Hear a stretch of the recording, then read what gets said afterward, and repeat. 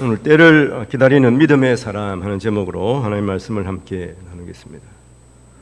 줄탁동시라는 사자성어가 있습니다. 줄탁동시 한번 올려보십시오. 줄탁동시는 이 병아리와 어미달기 아래 그 안과 밖에서 뿌리를 모아서 동시에 껍질을 깨는 것을 뜻합니다. 병아리가 이제 깨어날 이제 나올 때 알에서 나올 때 안에서 똑똑똑하고 알을 두드리죠. 그렇지만 힘이 없으니까 뿌리에 힘이 없으니까 깨고 나올 힘이 없어요. 그러니까 밖에서 어미달기 그것을 알고 이제 한번 쪼아주는 거죠. 금을 한번 내주는 겁니다. 그러면 한번 금이 그 껍질은 쉽게 이렇게 쪼개지고 병아리가 그 껍질을 깨고 나올 수가 있는 것 같은 일입니다. 그러나 어미달기 만일에 이 병아리의 수고를 들어주기 위해서 혼자서 그 껍질을 다 왕창 깨어버리면 어떻게 되겠습니까? 물론 그럴 수도 있겠지만은 그러나 어미달기는 지혜로워서 그렇게 하지 않습니다. 조금 금만 내주는 거예요. 조금 쪼아주는 것입니다. 그러면 이 병아리가 금을 따라서 이렇게 쪼아서 이렇게 이제 밖으로 나오게 되는 것입니다. 사실 이것은 우리의 삶에도 마찬가지죠. 어떻게 보면 사람이 이 어미당만큼도 지혜가 없는 행동을 할 때가 많이 있습니다. 자녀를 위해서 수고하고 애쓰는 건 좋습니다만은 그런 어린 자녀가 이제 학교에서 숙제를 받아왔습니다. 그래서 숙제를 해야 되는데 부모는 어머니는 다 알죠. 답을 다 알고 있습니다. 근데 처음부터까지 다 풀어주면 어떻게 되겠습니까? 그 자녀가 물론 그 순간에는 만족해야 할 것입니다만은 그러나 그 자녀에게 이제 지혜가 쌓이지 않는 것이죠. 새벽에 오늘 말씀을 보면서 이렇게 묵상을 하는데 지금 AI 시대라 그러지 않습니까? 그래서 뭐든지 이 컴퓨터에 물어보면은 컴퓨터에 답을 제공해 줍니다. 근데 그 답이 틀릴 수도 있어요. 그리고 거기만 너무 의존하게 되면 어떻습니까? 답을 통상 한 두 가지, 세 가지로 말합니다만은 그 외에 답이 많이 있는 거예요. 계속 우리 젊은이들이나 이들이나 우리가 이 AI만 의존하게 되면 어떻게 되겠습니까?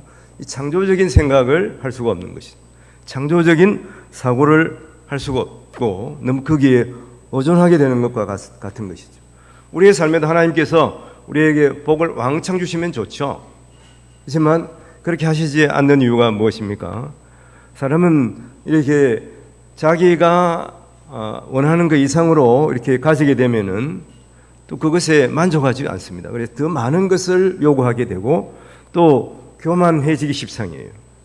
하나님 우리를 아시기 때문에 하나님 우리에게 필요한 적당한 것을 항상 하나님이 주신다 하는 것입니다.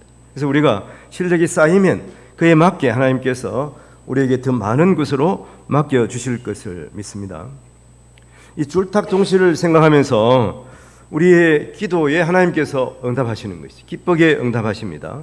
병아리가 알을 깨고 나오리고 또 하면은 어미달기 그것을 알고 그 병아리의 신호에 맞추어서 알 껍질에 균열을 내는 것과 비슷한 이치인 것입니다.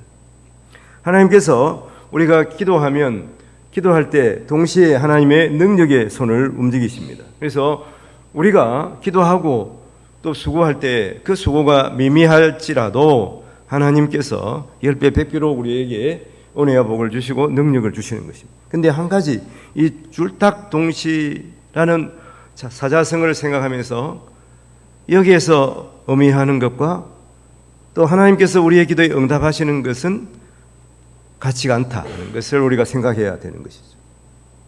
왜냐하면 하나님의 은혜가 우선되어야 하는 것이고 하나님의 뜻이 우선이에요.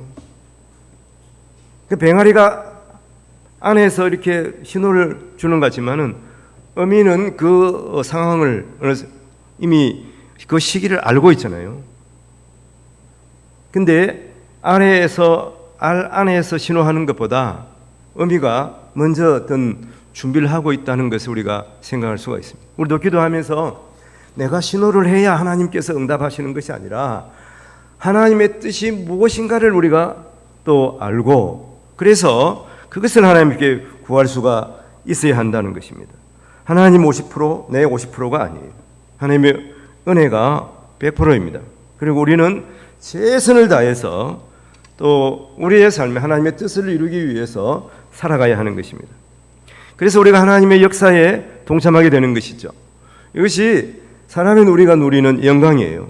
기도를 통해 하나님의 뜻을 깨닫고 행할 때 하나님의 일을, 또 하나님께서 하시는 일을 경험하게 되는 것입니다. 그래서 우리는 하나님을 찬양할 수가 있는 것이죠.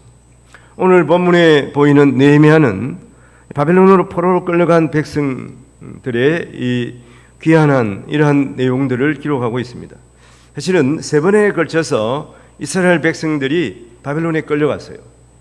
그래서 역사적으로 보면 이건 바벨론 유폐라고 말합니다. 이 세 번에 걸쳐서 3차에 걸친 바벨론으로 끌려간 포로민들을 이야기하는 것이고, 하나님께서 어떻게 말씀하셨습니까? 예레미야를 통해서 70년 만에 돌아오리라 이렇게 말씀하셨잖아요. 그래서 이제 처음 끌려가고 나서 70년이 지난 즈음에 1차, 2차, 3차로 예루살렘에 귀환을 해서 일을 하는 걸 볼 수가 있습니다. 하나님 백성들인데 70년 만에 고향으로 돌아가게 되는 거예요. 하나님께서 정확하게 예레미야를 통해서 말씀을 하셨어요. 1차 귀환은 스룹바벨을 통해서 이루어집니다. 이 스룹바벨, 이 대제국 바벨론에 끌려갔습니다만 바벨론은 또 세 번에 걸쳐서 제국이 바뀌게 됩니다.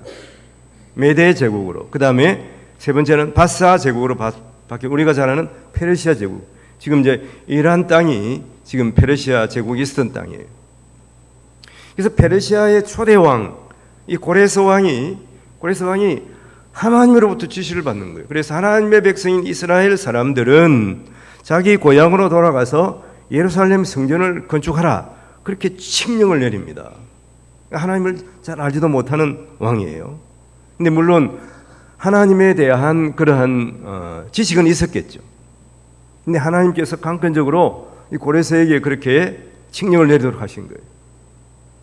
그래서 이 스룹바벨이 유다 사람들을 이끌고 돌아와서 뭘 하느냐 하면은 성전을 건축합니다.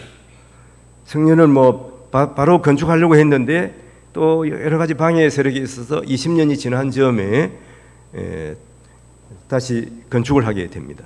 그리고 두 번째 그로부터 상당한 한 60년, 70년 이상 시간이 걸려서 에스라가 또 백성들을 이끌고 2차 귀환을 하는 거예요. 여러분, 에스라는 귀환을 해가지고 뭘 했겠습니까? 그 성경을 편찬합니다. 그리고 백성들에게 하나님의 말씀을 가르쳐요. 우리는 하나님의 백성이고 하나님의 말씀대로 살아가야 한다. 우리가 포로로 끌려간 것들 왜 그러냐? 하나님의 말씀 따라 살지 않았기 때문에, 우상을 섬기며 살아갔기 때문에 하나님께서 우리를 징계하셨다.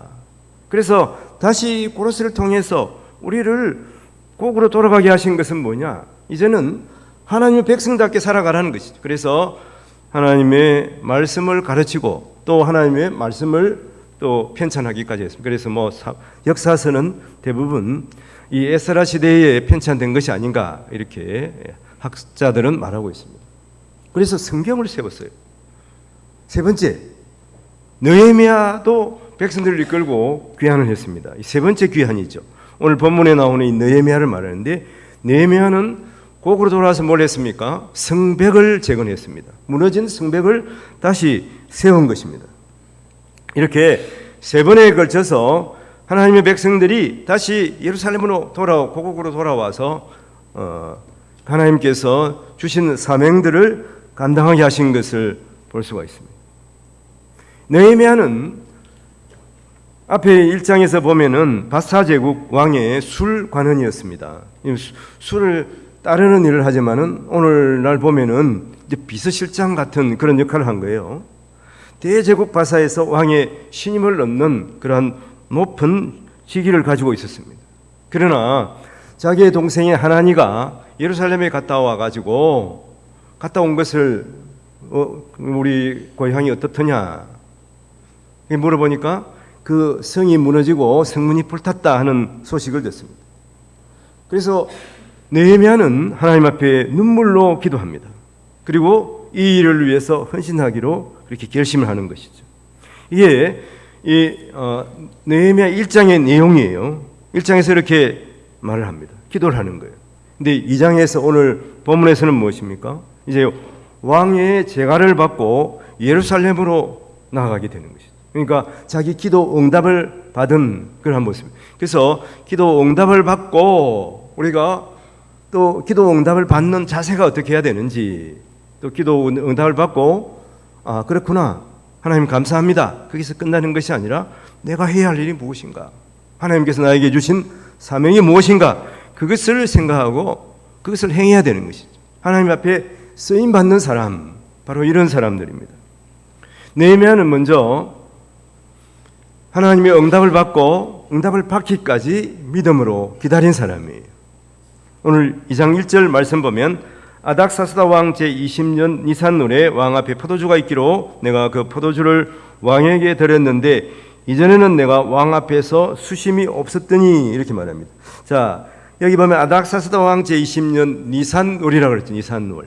니산월은 이스라엘 종교력으로는 1월입니다. 1월. 니산월 14일이 6월절이잖아요. 근데 우리 달력, 태양력으로는 한 3월이나 4월 가까이 되는 것이죠. 근데 니산월에 그가 이제 왕 앞에 포도주를 가지고 나왔는데 왕이 이제 반응을 보인 거예요. 그런데 그가 기도할 때는 언제였냐 하는 것입니다. 기도할 때는 말씀해 보면 느헤미야 1장 1절에 이런 말씀이 있어요. 하가나의 아들 느헤미야의 말이라. 아닥사스 왕 제20년 기슬러월에 내가 수상궁에 있는데, 이 기슬월에 수상궁에 있는데 자기 동생이 예루살렘에 가서 그 예루살렘의 황폐한 상황을 자기에게 말해주는 것이죠. 그래서 느헤미야가 눈물로 기도한 거예요. 여기서 보면 기슬러월은 9월입니다. 이스라엘 월로는 9월이니까 우리나라 태양력으로는 한 11월, 12월 정도 되는 거예요. 그러니까 그가 기도하기 시작할 때는 한 4개월 전부터 시작을 해서 드디어 이제 왕 앞에서 왕이 자기를 보고 반응을 보기 시작한 거예요. 그러니까 4개월 동안 뭐 했겠습니까? 4개월 동안 기도한 겁니다. 그가 눈물로 간절히 기도해. 얼마나 급하겠습니까? 빨리 내가 가가지고 지금 그 성을 다시 건축하고 문을 다시 달아야 되는데, 그런 생각을 했을 거 아닙니까? 그런데 4개월 동안 소식이 없는 거예요. 근데 왕 앞에 우리가 함부로 나갈 수가 없죠.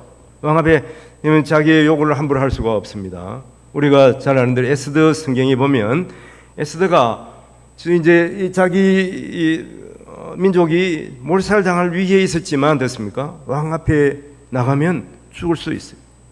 그래서 에스더가 어떻게 결심을 합니까? 죽으면 죽으리라. 왕 앞에서 만일에 왕이 갑자기 나타났어요. 왕후가. 그럼 욕을 하는 거예요. 그러면은 죽일 수 있다는 거예요. 왕후가 더 높지 않습니까? 더 왕하고 가깝잖아요. 그러니까 함부로 이렇게 왕 앞에서, 특히 비서실장은 자기 요구를 할 수가 없는 위치에 있는 사람이, 왕이 먼저 물어봐야 되는 거예요. 그래서 그가 간절히 기도한 거예요. 하나님, 저 왕이 나에게 물어보게 하여 주시옵소서. 기도하지 않았겠습니까? 그래서 드디어 4개월 만에 왕이 이제 반응을 보인 것입니다. 근데 중요한 것은 왕 앞에서 기쁜 척을 해야 되잖아요.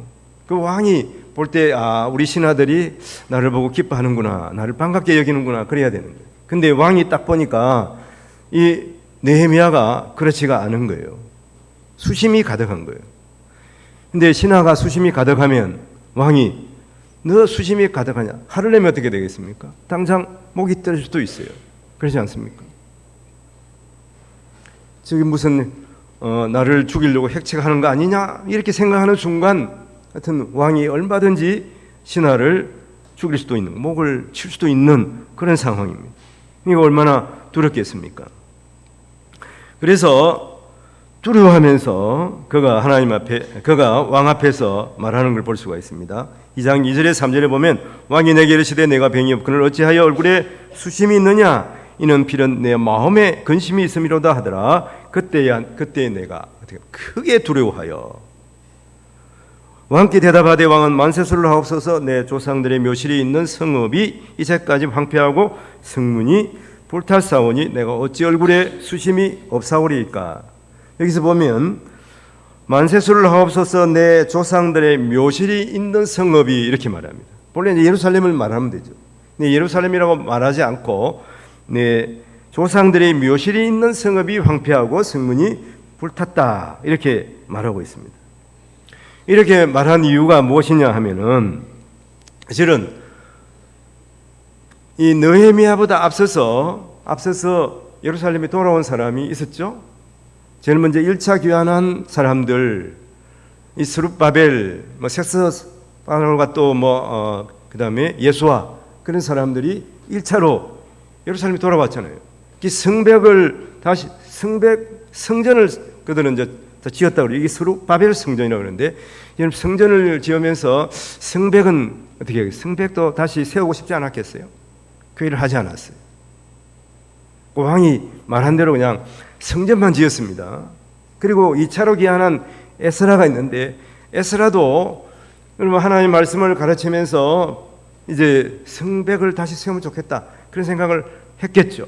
생각을 했는데 실행하지 못했습니다. 실제로 에스라는 성벽을 다시 짓고 싶었어요. 그런데 이 일에 대해서 왕이 어떻게 얘기했냐면은, 지금 이 왕이 이 아닥사스다 왕이에요. 왕이 말하기를 에스라 4장 21절에 이제 너희는 명령을 전하여 그 사람들이 공사를 거치게 하여 그 성을 건축하지 못하게 하고 내가 다시 조서내리기를 기다리라 이렇게 말해요. 성벽은 다시 짓지 말라는 거예요. 건축하지 말라는 거예요. 왜 그렇겠습니까? 여러분 예루살렘 그 성벽이 얼마나 견고하다고 그랬습니까? 특히 그 예루살렘 성은 그 자체로 요새예요. 그냥 가서 그냥 점령하기가 쉽지가 않습니다. 그래서 몇 년에 걸쳐서 이 예루살렘 성을 점령하기 위해서 옆에다가 또 토성을 세우고 또 그렇게 해가지고 예루살렘 성전을 점령한 거예요. 이 예루살렘이 멸망한 그때가 BC 586년이거든요. 근데 이미 그 한 15년 전에 예루살렘 성전이 무너진 채 있었습니다. 왜냐하면은 바벨론이 계속 쳐들어오면서 성벽을 계속 무너뜨려 놨어요. 왜 그렇습니까? 이제 이스라엘 사람들이 그 성벽을 다시 세우고 요새를 삼아가지고 자기들에게 대항할까 봐서. 그러면 또 몇 년 동안 그 성을 점령하기 위해서 애를 써야 되잖아요. 그러니까 그 성벽은 무너진 채로 그냥 두고라 하는 거예요. 에스라가 시도를 했지만은 못하게 한 것입니다. 왕이 그렇게 명령해놓고 다시 성을 세우라, 성벽을 다시 재건해라 그렇게 할 수가 있겠습니까? 그게 너무나 어려운 거예요. 그래서 사실은 이 성벽이 무너진 채로 거의 한 150년 동안 그대로 있었던 거예요. 그런 상황에서 지금 느헤미야가 그 일을 하고자 하는 것입니다. 실행하려고 하는 것이죠. 그래서 그는 왕의 앞에 나가서 그 말을 하려고 하는 것입니다. 근데 여러분 지혜가 필요합니다. 그 일을 위해서 그가 기도한 거예요. 4개월 동안 기도하면서 기다리고 있었던 것이죠. 그래서 먼저는 우리가 어떻게 해야 됩니까? 인내하면서 기도하고 기다려야 하는 것이죠. 기도하고 하나님께서 내 기도 안 들어주시나 보다. 포기하면 안 되는 거예요. 포기하고서는 지나고 나서 하나님이 왜 내 기도 안 들어주셨지? 하나님을 원망하는 경향이 많이 있습니다. 그러므로 기도하면 인내해야 돼요. 하나님께서 내 기도를 들으시는 것을 분명히 믿어야 되는 것이죠. 물론 내 뜻대로 하나님께서 기도에 응답하시는 것은 아니에요. 더 좋은 방법으로 하나님께서 분명히 우리가 하나님 앞에 드리는 기도를 응답하신다는 것을 기억해야 하는 것입니다. 두 번째는 그래서 지혜롭게 준비를 해야 되는 거예요. 4절 5절을 보면 왕이 내게 이르시되 그러면 네가 무엇을 원하느냐 하시기로 내가 하늘의 하나님께 묵통하고 왕에게 아뢰어 왕이 만일 좋게 여기시고 종이 왕의 목전에서 은혜를 얻었사오면 나를 유다 땅 나의 조상들의 묘실에 있는 성읍에 보내어 그 성을 건축하게 하옵소서. 여기서 보면 네가 무엇을 원하느냐 이렇게 왕이 묻습니다. 이것은 네가 말하는 건 내가 들어주겠다 하는 것입니다. 그런데 갑자기 우리 왕이 거절한 내 그 예루살렘 성을 다시 건축하기를 원합니다. 이러면은 왕이 들어주겠습니까? 오늘 본문에서 보면 왕이 만일 좋게 여기시고 종이 왕의 목전에서 은혜를 얻었사오면 이렇게 말하고 있습니다. 그러면 나를 보내서 성을 건축하게 하옵소서. 자, 왕이 만일 좋게 여기시고 이 말을 우리가 생각하면서 계속 그 말이 나오는 거예요. 2장 7절에도 나옵니다. 또 내가 또 왕에게 아뢰되 왕이 만일 좋게 여기시거든 광서쪽 총독들에게 내리시는 조서를 내게 주사 그들이 나를 용납하여 유다에 들어가기까지 통과하게 하시고 그 다음 말씀 또 8절에 보면 왕의 삼림 감족 아삽에게 조서를 내리사 그가 성전에 속한 영문의 문과 성곽과 내가 들어갈 집을 위하여 들보로 쓸 제목을 내게 주게 하옵소서 하며 내 하나님의 선한 손이 나를 도우심으로 왕이 허락하고 이렇게 말씀하고 있습니다. 왕이 좋게 여기시거든 나를 보내달라 하는 거예요. 근데 하나님께서 그 상황들을 그렇게 만드셨어요. 왕이 예루살렘 성을 지금 다시 재건하면 저들이 그 성을 의지하고 우리를 대항하면 어떡하냐. 그래가지고 한 20년 전에는 거절했어요. 왕이 하지 말라는 거예요. 성을 재건하지 말라는 거예요. 근데 15년 지나서 그래 네가 말하니까 내가 허락해 주자 이렇게 말할 수가 있습니까? 물론 그럴 수도 있겠죠. 왕에게 그만큼 또 신임을 얻었습니다. 이 두 가지를 생각하면 돼요. 그 당시에 하나님께서 이 국제 정세를 바꿔놓으신 거예요. 어떻게 바꾸시냐면은 이 바벨론이 바사에 망하고 이제 바사에 망해서 지금 바사 제국이 됐잖아요. 바사 제국, 페르시아 제국은 엄청 큰 제국이에요. 그래서 남서진합니다. 지금 이란 있는 쪽에서부터 이제 지금 중동으로 나오고 유럽으로 진출하려고 하는 거예요. 그리고 또 어디로? 그 당시에 최고 문명 국가가 애굽이잖아요. 애굽까지 진출하려고 하는 거예요. 근데 애굽이 가만히 있겠습니까? 애굽도 그러면은 페르시아를 막아야 되잖아요. 페르시아를 침공할 만한 그런 힘이 있어요. 애굽은. 근데 딱 거기 부딪히는 곳이 어디입니까? 부딪히는 곳이 예루살렘이에요. 애굽이 북쪽으로 진출하려고 그러는데 예루살렘 성이 딱 버티고 있어요. 그러면은 페르시아 제국에서 어떻게 됩니까? 예루살렘 성벽을 잘 만들어 가지고 요새를 만들어야 애굽이 북쪽으로 진출하지 못할까? 애굽의 침공을 막을 수가 있잖아요. 그 일을 누구에게 맡기는 거? 사실은 따지고 보면은 왕이 좋게 여기 왕에게 유익이 되기 때문에 내가 지금 가서 예루살렘 성벽을 건축하겠다 그렇게 하는 거예요. 그 왕이 또 누구를 신임합니까?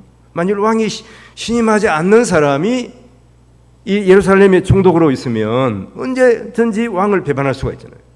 근데 왕이 그만큼 자기에게 충성을 다하는 신하 이 느헤미야를 알기 때문에 느헤미야를 믿고 보내는 거예요. 사실 느헤미야는 이때 예루살렘 거민들 유다 사람들을 데리고 옵니다마는 총독으로 오는 거예요. 총독. 예루살렘에 총독으로 와서 12년 동안 예루살렘의 총독일을 하는 것을 볼 수가 있습니다. 왕이 가장 신임하는 사람으로 이 느헤미야를 파송하게 되는 거예요.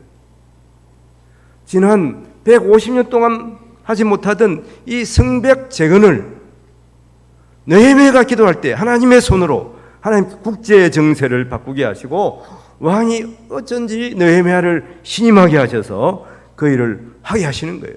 하나님이 하시는 것입니다. 하나님이 지혜를 주시는 거예요. 그래서 느헤미야는 4개월 동안 기도하면서 어떤 생각을 했습니까? 내가 예루살렘에 갈 때에 나에 대한 방해하는 세력들, 그 옆에 있는 다른 왕이죠, 총독들. 우리가 성경에 보면 이 산발랏, 도비아 이런 사람들이 나와서 예루살렘의 성벽을 건축하는 것을 방해하잖아요. 그런 사람들이 방해하는 것에 대해서 왕이 조서를 찍어달라는 거예요. 허락해달라는 거예요. 예루살렘에 가는 것을 허락해 주시고, 그리고 성벽을 건축하는데 그냥 맨손을 할 수가 없죠. 그래서 필요한 목재들을 이 삼림 감독에게 말씀하셔서 이 목재를 주십시오. 이렇게까지 분명하게 말하는 거예요. 기도하면서 다 준비를 하고 있는 거예요. 생각을 다 하고 있는 거예요. 우리는 기도하면서 하나님이 다 해주실 것이니까 생각도 하지 않고 그냥 살아가면 안 되는 겁니다. 기도하면서 내가 해야 할 일은 무엇인가? 하나님의 100% 은혜로 이 일을 행하게 하시지만 나도 100% 최선을 다해서 이 일을 준비해야 되겠다. 그런 생각을 해야 되는 거예요. 하나님이 건강을 주십시오. 그럼 내가 어떻게 됩니까? 하나님이 건강 주실 테니까 나는 그냥 먹고 자고 그냥 놀고 그러면 안 되는 거예요. 하나님 건강 주시라고 기도하면서 최선을 다해야 되는 거예요. 내가 할 수. 학생들은 어떻게 됩니까? 하나님 대학교 합격하게 하여 주시옵소서. 기도해야죠. 기도하면서 내가 할 수 있는 일이 무엇입니까? 공부를 해야지. 공부도 하지 않으면서 하나님 나 좋은 대학 들어가게. 그럼 하나님을 놀리는 처사가 되는 거예요. 우리도 최선을 다해야 되는 거예요. 내가 할 수 있는 일이 무엇인가? 그 일을 위해서 최선을 다해야 합니다. 잠언 16장 1절에 보면 마음의 경영은 사람에게 있어도 말의 응답은 여호와께로부터 나오느니라. 하나님께 기도하면 하나님께서 외적인 변화도 주는. 그래서 우리가 기적처럼 하나님께서 하셨다 이렇게 간증하는 경우가 많잖아요. 그것보다 더 큰 기적이 뭐냐 하면 우리가 하나님 기도하면 하나님께서 우리를 나를 바꿔주시는 거예요. 다른 사람을 바꾸는 게 아닙니다. 물론 다른 사람 기도하면 다른 사람의 마음을 눈 녹듯이 녹게 하셔서 또 우리에게 잘하게 하실 수도 있죠. 그렇지만 내가 변하게 하시는 거예요. 내가 변하여 그 사람을 용서하는 마음을 하나님께 주시고 내가 새롭게 되어서 하나님 앞에 기도하면 하나님께서 우리에게 지혜를 주셔서 그 어려움도 극복할 수 있도록 하시는 거예요. 하나님께 우리에게 인내하는 마음을 주셔서 전에는 그냥 참지 못하고 함부로 말했지만 이제는 또 인내하고 끝까지 참으면서 나에게 주어진 그러한 일들을 극복하게 하는 거예요. 힘을 주시는 거예요. 하나님. 기도하면 하나님이 나에게 힘을 주시는 것입니다. 그래서 에브라함 링컨 미국의 16대 대통령 다 알잖아요. 그가 그렇게 지혜로운 대통령이 된 이유가 비결이 뭐냐 하면 그가 이렇게 말합니다. 내가 하나님 앞에 기도할 때 그는 기도의 사람이었잖아요. 여러분 하나님이 지혜를 주셔서 여러분 그 위기에서 그 일을 헤쳐나갈 수 있겠다. 이게 에브라함 링컨의 고백입니다. 여기서 지혜는 뭐냐 하면 호크마예요. 그냥 지식적으로 아는 지혜가 아닙니다. 우리는 지혜하면 그렇게 알고 있지만은 지혜는 이 세상의 그러한 상황들을 잘 파악하고 그 어려움들을 잘 극복하는 그러한 것을 참 지혜라고 말하는 것이죠. 우리가 기도하면 하나님께 이런 지혜를 우리에게 주시는 거예요. 이러한 지혜를 하나님께서 주시는 지혜를 구비하면 세상이 감당할 수 없는 그런 사람이 됩니다. 우리가 잘 아는 기도의 사람들 그렇지 않습니까? 다니엘, 요셉 그런 사람들 보십시오. 지혜의 사람들 전에 먼저 기도의 사람들이었다. 기도함으로 말미암아 하나님께서 우리 모든 성도들에게 지혜가 충만하게 하시기를 주님의 이름으로 축원드립니다. 네. 그리고 용기 있게 실행해야 되는 거예요. 용기가 필요합니다. 물론 어떤 일을 하기 위해서는 용기가 필요한 거예요. 오늘 2장 6절 하반절에 보면 왕이 나를 보내기를 좋게 여기시기로 내가 기한을 정하고 이제 파송을 하는 거예요. 그래서 하나님께서 함께하여 주시고 하나님께서 그 상황들, 세상 상황들, 이 세상의 정세들, 세상을 다스리신 분 하나님께서 그 정세를 바꾸셔서 왕이 느헤미야를 파송하지 않고 베길 수가 없게 만드신 거예요. 그 느헤미야가 사실은 내가 가겠습니다 그 말을 해주기를 왕이 기다리고 있었는지도 모르죠. 내가 신임할 수 있는 사람을 지금 예루살렘에 파송해야 되는데 누구를 보낼까 생각하고 고민하고 있지 않았겠습니까? 하나님께서 이 왕의 마음을 만지신 거예요. 줄탁 동시처럼. 왜냐면 줄탁 동시, 한편 보면 줄탁 동기라고도 하거든요. 그래서 농사하는 사람들 어떻습니까? 하나님께서 사계절을 이렇게 변화시키는 그 상황에 맞추어서 일을 하잖아요. 한겨울에 그냥 한겨울에도 나겠지 하고서 씨를 뿌리면 나겠습니까? 다 죽어버리잖아요. 하나님께서 그 하나님의 때에 맞추어서 우리가 일하시기를 원하시는 것이죠. 그래서 용기 있게 실행을 해야 하는 것입니다. 느헤미야가 이렇게 파송되어서 예루살렘으로 가서 성벽을 건축하려고 하는데 하나님께서 함께 하시니까 그 일이 그냥 순조롭게 되더라. 그렇게 말씀하지 않습니다. 방해하는 세력들이 있는 거예요. 2장 10절에 보면 호론 사람 산발락과 종이었던 암몬 사람 도비아가 이스라엘 자손을 흥하게 하려는 사람이 왔다 함을 듣고 심히 기뻐하더라. 그렇게 말하지 않습니다. 심히 근심하더라. 내 방해해야 되겠다는 거예요. 못하게 해야 되겠다는 사람들이 있다고 하는 것이. 하나님이 기뻐하시는 일이면은 마귀 사탄이는 더 방해합니다. 그 일을 못하게 하는 것이죠. 이스라엘 백성들이 애굽에서 나올 때 보십시오. 그때 애굽 왕 바로가 어떻게 합니까? 이게 어떻게 하든지 이스라엘 사람들이 못 나가게 하는 거예요. 그래서 하나님께서 어떻게 합니까? 10가지 재앙을 내리시는 것을 볼 수가 있습니다. 그들이 뭘 방해했습니까?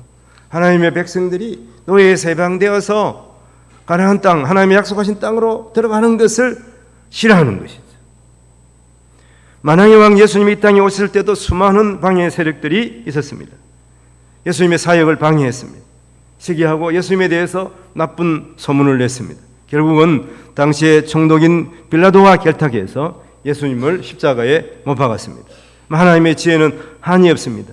예수님은 십자가에 죽으셨으니까 죽으셨습니다. 죽었지만 다시 사셨어요. 죽으셨기 때문에 우리의 죄를 속량하신 것입니다. 그리고 다시 사심으로 우리의 구원을 확정하시고 죽음을 이기신 것입니다. 우리가 죽음을 이기는 것, 영생하는 것, 우리가 어떻게 믿고 확신할 수가 있습니까? 예수님께서 죽으시고 다시 사셨어요. 부활하셨어요. 예수님 다시 사신 것처럼 우리도 다시 살도록 하신다고 예수님께서 자기의 삶을 통해서 보증해 주셨기 때문에 그렇죠. 우리가 영생한 삶을 살게 되는 것입니다. 예수님께서는 능히 죄와 죽음을 이기셨습니다. 그래서 하나님께서는 이러한 악의 세력들을 통해서도 하나님께서 역사하시는 거예요. 그래서 하나님께서는 합력하여 선을 이루도록 하시는 것입니다. 그리고 지금은 성도인 우리를 통해서 하나님의 구원 사역을 지금 완성해 가고 계시는 거예요. 이미 예수님께서 이 땅에 오셔서 십자가에 죽으시고 부활하시고 승천하셨기 때문에 하나님께서 우리의 구원을 성취하셨지만 아직까지 완성하신 것은 아니에요. 완성은 예수님께서 다시 오실 때 완성하는 거예요. 그래서 모든 그 마귀스탄을 불못에 다 빠뜨리게 되는 것입니다. 그리고 믿는 우리는 어떻게 합니까? 하나님의 자녀로서 주님과 함께 영원히 살게 되는 거예요. 예수를 믿지 않는 자들은 마귀스탄과 함께 불못에 두 번째 죽임을 당하는 것을 성경은 기록하고 있는 것입니다. 예수님께서 이 완성 사역을 위해서 우리에게 그것을 맡기신 거예요. 그래서 우리가 기도하고 하나님께서 우리에게 맡긴 사역을 감당하는 그러한 일들을 우리가 함에 있어서는 얼마나 감사한 일입니까? 하나님의 일에 예수님께서 하시던 그 일, 그 다음에 예수님의 뒤를 이어서 제자들이 복음을 전하고 또 돕고 나누며 섬기며 또 병자들을 고치는 이러한 사역을 우리에게도 맡기셨어요. 이게 얼마나 영광스러운 일입니까? 그래서 혹 내가 예수 믿음으로 말미암아서 받는 어려움이 있더라도 좀 손해 보더라도 그것 때문에 감사할 수 있어야 돼요. 왜 그러냐면 하나님께서는 우리의 모든 수고와 또 우리의 어려움들을 다 아십니다. 예수 믿는 것 때문에 당하는 그러한 괴로움과 고난을 다 아시는 거예요. 그래서 주님께서는 다 이런 것들을 아시고 갚아주시는 거예요. 주님 다시 오시면 백배 천배로 갚아주실 것을 믿고 오늘 수고하는 것 감사하면서 살아가는 우리 성도님들이 되시기를 바랍니다. 존 헨리 누문이라는 사람은 이런 말씀했습니다. 당신의 인생이 끝날 것을 두려워하지 말고 결코 시작할 것이 없는, 할 것이 없는 그것을 두려워하라, 이렇게 말씀합니다. 우리 살아가는 삶 가운데 하나님께서 우리에게 죽는 그 순간까지 사명을 주셨습니다. 내가 지금 살아가면서 해야 할 사명이 무엇인가? 그것은 하나님께서 그 사명 때문에 여러분 내 생명을 지금 더 연장시켜 주시는 거예요. 내가 호흡할 수 있도록 도와주시는 것을 믿어야 됩니다. 하나님이 주신 비전이 없으면 그래서 인생을 낭비하고 방황하게 되는 것이죠. 그러나 기도하고 하나님이 주신 비전에 사로잡히면 사명자가 되는 것입니다. 그리고 또 함께 그 비전을 나누게 되는 것이죠. 그 성도들과 함께 하나님이 주신 비전을 함께 나누며 그 비전을 함께 행하며 나아가야 하는 것입니다. 우리 새벽에 말씀을 드렸습니다마는 우리는 하나님께 기도하죠. 느헤미야는 기도의 사람입니다. 여러분, 우리가 무엇을 위해서 기도합니까? 우리 자신을 위해서 기도하잖아요. 근데 우리의 자신, 우리의 육신은 무엇입니까? 우리 육신을 위해서 기도하지만 우리 육신은 호흡이 멈추는 순간 없어지는 존재입니다. 육신은 없어져요. 그리고 썩어지는 존재예요. 한번 생각해 보세요. 육신이 죽었는데 지금은 다 화장실에 가서 화장을 하잖아요. 죽는 그 순간 3일 안에 다 불타고 없어지는 거예요. 내가 육신을 위해서 구하고 육신을 위해서 받은 것들은 어떻습니까? 내 육신의 호흡이 끝나는 순간 3일 안에 다 사라지는 것입니다. 물론 우리 자녀를 위해서 내가 수고하고 애쓰고 있습니다만은 그것도 통계에 의하면은 자녀를 위해서 남겨준 것 그것이 4%만 효율이 있다. 4%. 내가 연정에 이야기 100원을 자녀를 위해서 남겨줬어. 그러면 4원짜리밖에 안 되는 거예요.